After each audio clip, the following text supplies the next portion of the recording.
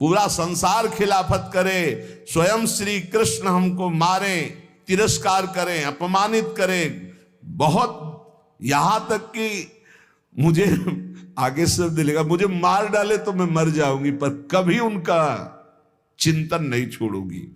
अब तो कैसे टूट सकता? जब नाम सुना था तब इतनी हिम्मत आ गई थी। जब नाम सुनकर के, नाम महिमा सुनकर इतना त्याग कर दिया था, अब तो रूप झलक गया। अब क्या होगा? अब वो स्वयं मेरी आंखों के सामने बसे रहते।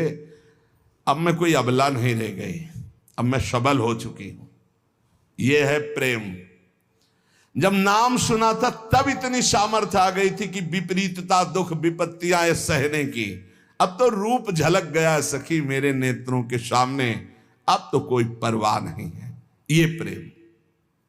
श्री आचार्य मधुसूदन सरस्वती जी, मैं बड़े चैन से अपने आनंद में डूबा हुआ था, ब्रह्मानंद में।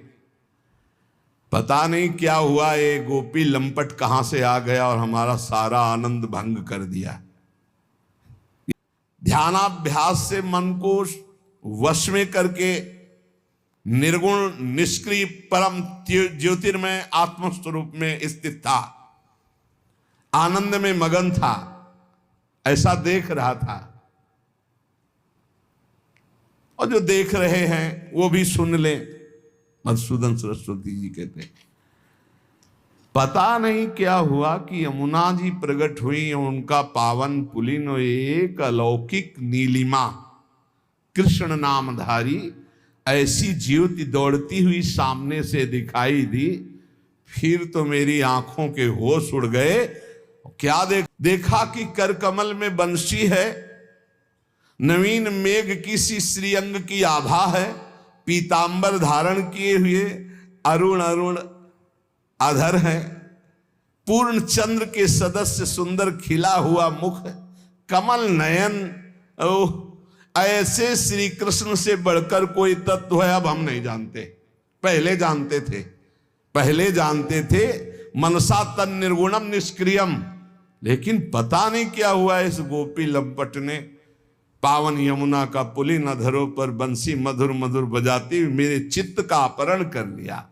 अब वो कहते हैं, वैसे तो चित्त स्वाभाविक कठोर था।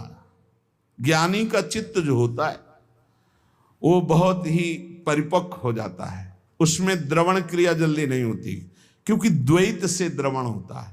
जब एक ही है तो द्रवण किस पे? दया, करुणा, मैत्री, ये नहीं होती। किस पे दया, किस पे करुणा, किस पे मैत्री? वो अपने आप में, अपने आप से, इसलिए सबसे निरपेक्ष। ये चित्त नाम की ऐसी जड़ धातु बन गई थी, बड़ी कठोर, पर अब नहीं रह गई कठोर। स्वयं परमानंद स्वरूप भगवान श्री कृष्ण जब मेरे चित्त में प्रवेश कर गए तो अब चित्त मेरा रसमय बन चुका है। स्वयं मधुसूदन सरस्वती जी कह रहे, अब जब चित्त पिघल गया, सर्वव्यापक, नित्य, सर्वतः पूर्ण, सच्चिदानंद घन भगवान श्री कृष्ण का आकार पिघले हुए चित्त में छप गया। अब कुछ बाकी नहीं रह गया।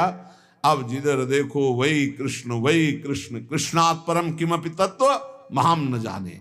बहुत महिमा की बात कह रहे। सा भक्तिरित्य विहिता विशेष त्वधुनोच्यते।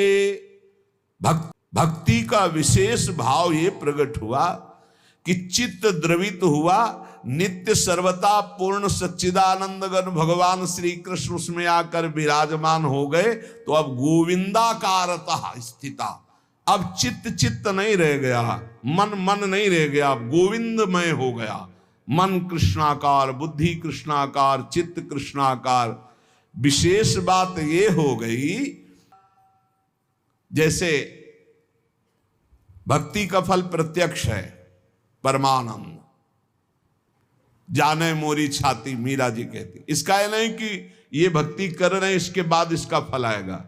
इसका दृष्ट और अदृष्ट दो फल है।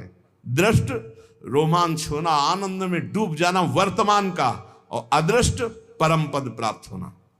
जैसे कोई ताप से तपता हुआ गंगा जल में गया तो शीतल गंगा जल स्नान किया तो उसका ताप दूर हुआ, शीतलता प्राप्त हुई, ये दृष्ट फल हुआ। और अदृष्ट फल पाप नष्ट हुए, उसके सुकृत बढ़े। ऐसे ही भक्ति का दृष्ट फल है आनंदित हो जाना, दैहिक दैविक भौतिक तापों का विस्मरण होकर नित्य आनंद में डूबे रहना। और अदृष्ट फल है भगवत प्राप्ति होना, परम पद की प्राप्ति होना। इसलिए सर्वोपरि ब्रह्मानंद को भी फीका कर देने वाला कृष्णानंद है, प्रभु की भक्ति है।